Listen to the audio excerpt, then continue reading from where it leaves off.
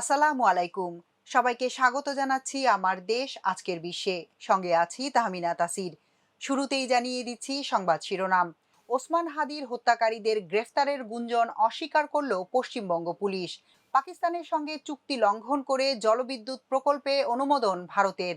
হাদির খুনিদের ধরতে শিখ সংগঠনের ৫৫ লাখ টাকার পুরস্কার ঘোষণা।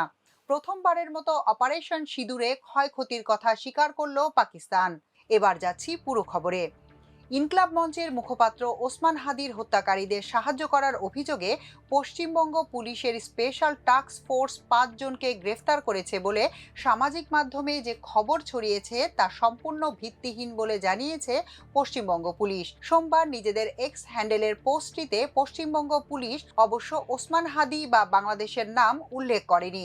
সোমবার পশ্চিমবঙ্গ পুলিশ তাদের সরকারি এক্স হ্যান্ডেলে লিখেছে, সামাজিক মাধ্যমে এরকম কিছু পোস্ট তাদের নজরে এসেছে যেখানে দাবি করা হয়েছে পশ্চিমবঙ্গ পুলিশের স্পেশাল টাস্ক ফোর্স বা এসটিএফ প্রতিবেশী দেশের কয়েকজন নাগরিককে আটক করা হয়েছে।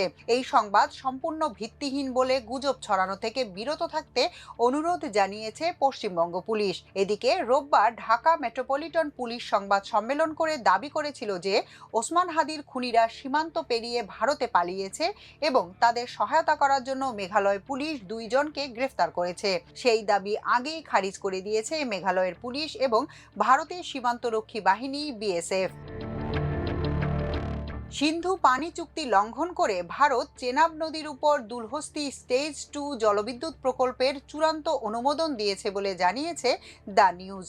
প্রকল্পটি ভারতের অবৈধভাবে অধিকৃত জম্মু ও কাশ্মীরে বাস্তবায়িত হবে। প্রায় ৩,২৭৭ কোটি ভারতীয় রুপি ব্যয়ে নির্মিতব্য এই প্রকল্পের কাজ আগামী বছরের শুরুতেই শুরু হতে পারে। ভারতের রাষ্ট্রায়ত্ত সংস্থা এনএইচপিসি লিমিটেড প্রকল্পটি বাস্তবায়ন করবে।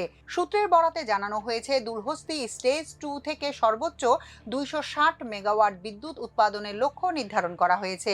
ভারতের এই পদক্ষেপের পরও পাকিস্তান সিন্ধু পানি চুক্তির প্রতি তার অঙ্গীকার পুনর্ব্যক্ত করেছে এবং নিরপেক্ষ বিশেষজ্ঞের অধীনে চলমান প্রক্রিয়ায় সদিচ্ছার সঙ্গে অংশ নেয়ার ঘোষণা দিয়েছে।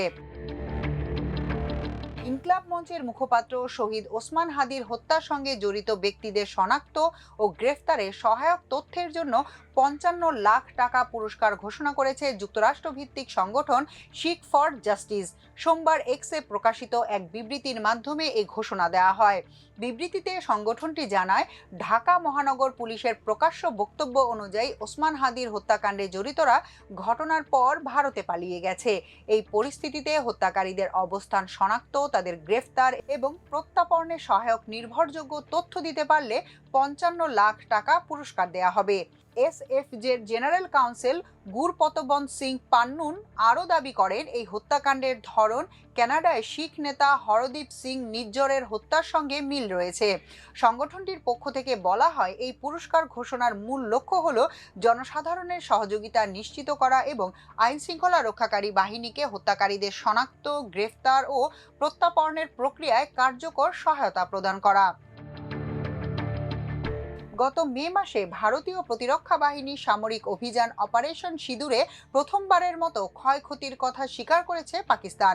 দেশটির পররাষ্ট্র ও উপপ্রধানমন্ত্রী ইসাক দার জানিয়েছেন, এই অভিযানের জেরে দেশটির নূর খান বিমান ঘাঁটির গুরুতর ক্ষয়ক্ষতি হয়েছে। রাজধানী ইসলামাবাদে আয়োজিত এক সংবাদ সম্মেলনে দার বলেন, নূর খান বিমান ঘাঁটিকে লক্ষ্য করে মাত্র ৩৬ ঘন্টায় ৮০টি বিস্ফোরকবাহী ড্রোন নিক্ষেপ করেছিল ভারত। পাকিস্তানের এয়ার ডিফেন্স সিস্টেম অবশ্য ৮০টি ড্রোনের মধ্যে ৭৯টি আটকে দিতে পেরেছিল, মাত্র একটিকে আটকাতে ব্যর্থ হয়েছিল।